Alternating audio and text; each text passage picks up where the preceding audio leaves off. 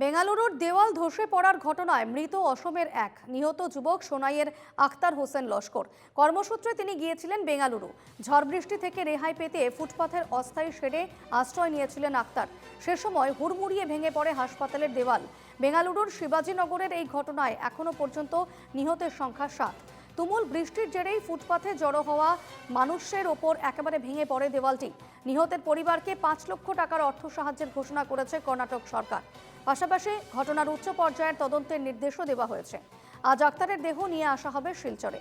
একমাত্র ছেলেকে হারিয়ে দিশেহারা গোটা পরিবার।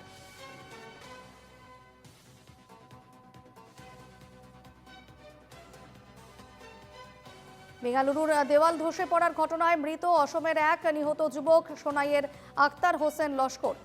একমাত্র ছেলেকে হারিয়ে দিশেহারা পরিবার।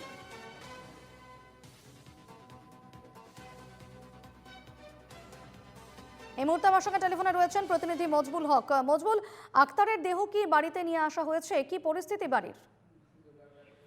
হ্যাঁ, এখনো দেহ বাড়িতে আনা হয়নি। এখন শিলচর কুম্ভীরগ্রাম এয়ারপোর্টে তার দেহটি ইতিমধ্যে এসে পৌঁছবে। 2টা নাগাদ পৌঁছবে এখানে। শিলচর পৌঁছার পর এরপরে রূপাইলবালিতে নিজ বাড়িতে নিয়ে যাওয়া হবে। বাড়িতে বর্তমানে শোকাকুল পরিবেশ তৈরি হয়েছে।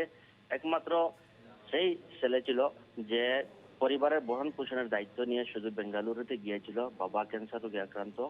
আর পরিবারে সচ্ছল আর কোনো ব্যক্তি নেই। একমাত্র তিনি এই অল্প বয়সে আক্তার হোসেন সেই পরিবারকে দুবেলা খাবার দেওয়ার জন্য সে বেঙ্গালুরুতে গিয়েছিল এবং সেখানে গিয়ে এই অঘটনটি ঘটে।